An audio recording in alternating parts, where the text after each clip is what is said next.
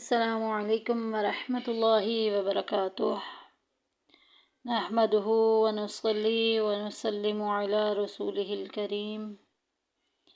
اما بعد فاعوذ باللہ من الشیطان الرجیم، بسم اللہ الرحمن الرحیم۔ اللہم رب اشرح لی صدری ویسر لی امری واحلل عقدۃ من لسانی یفقہوا قولی۔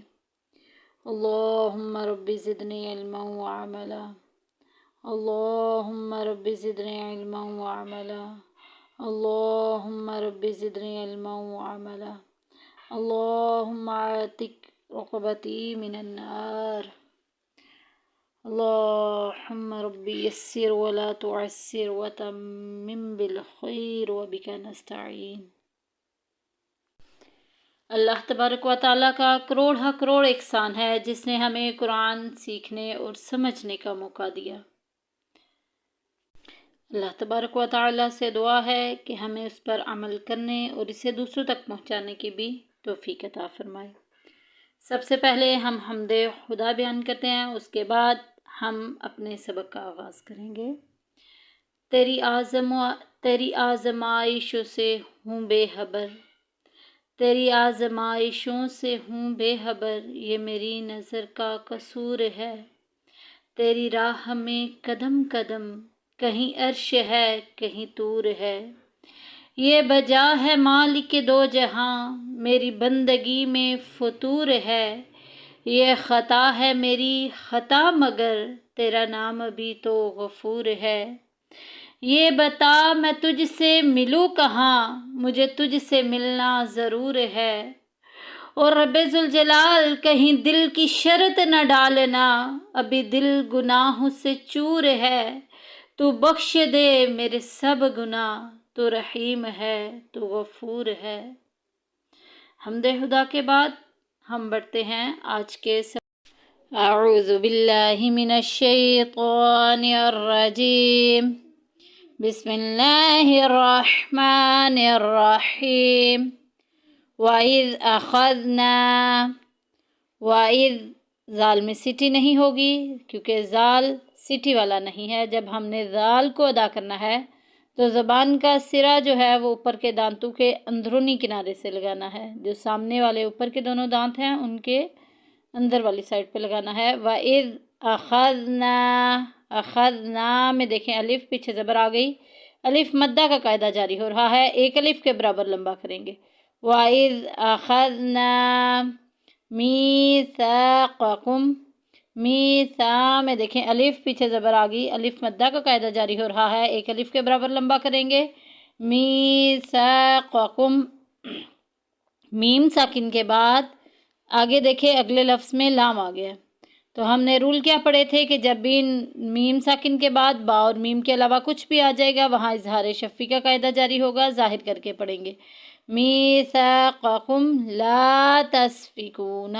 لا میں دیکھیں الف پیچھے زبر، الف مدہ کا قاعدہ جاری ہو رہا ہے، لا تسفکون، تسفکون میں دیکھیں واو ساکن پیچھے پیش، واو مدہ کا قاعدہ جاری ہو رہا ہے، ایک الف کے برابر لمبا کریں گے۔ تسفکون دماءکم،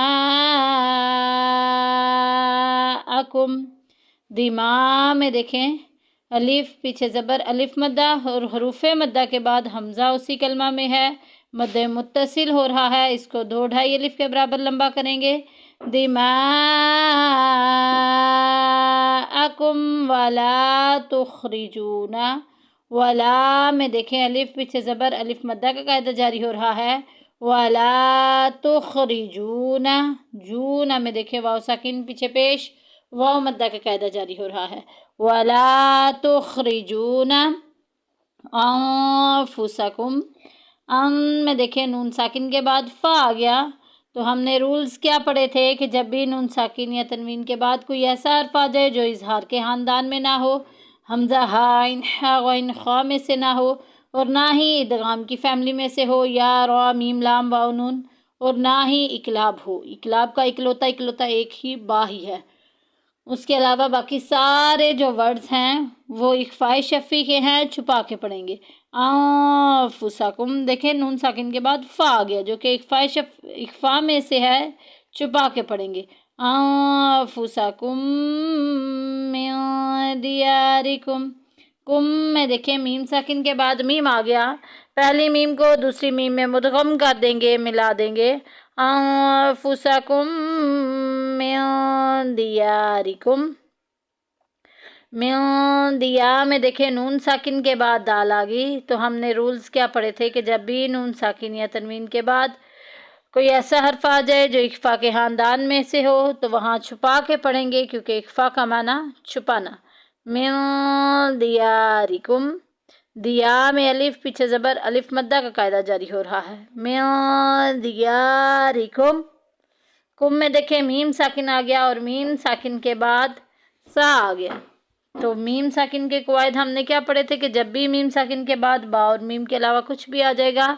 باقی سارا خاندان اظہار شفی کا ہے، ظاہر کر کے پڑھیں گے۔ من دیارکم ثم میم مشدد آ گئی، غنہ کریں گے، ناک میں آواز لے کے جائیں گے، ثم آواز کو ڈھیلا چھوڑ دیں گے، اقررتم، اقررتم، تم میں دیکھیں میم ساکن اور میم ساکن کے بعد واو آ گئی ہے، اظہار شفی ہوگا، ظاہر کر کے پڑھیں گے، اقررتم وانتم تشہدون، وانتم میں دیکھیں نون ساکن کے بعد تا، اخفا کے خاندان میں، چھپا کے پڑھیں گے، وانتم، تم میں دیکھیں میم ساکن آ گئی ہے اور میم ساکن کے بعد آ گیا ہے تا، اظہار شفی ہوگا، ظاہر کر کے پڑھیں گے، وانتم تشہدون،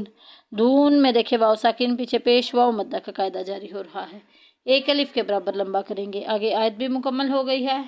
ہم اس کی اب قرات پڑھ لیتے ہیں۔ وَإِذْ أَخَذْنَا مِيثَاقَكُمْ لَا تَسْفِكُونَ دِمَاءَكُمْ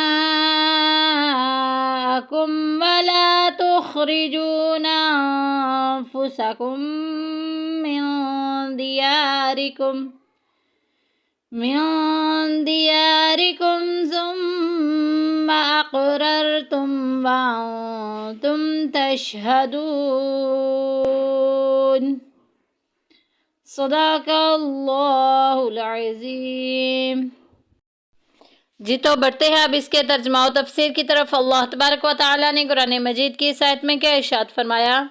وَإِذْ أَخَذْنَا، اور یاد کرو کہ جب ہم نے تم سے لیا، میثاقکم، تم سے لیا میثاق، عہد،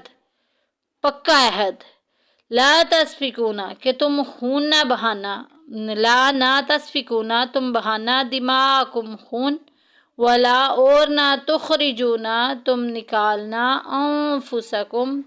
اپنوں کو، من دیارکم ان کے گھروں سے،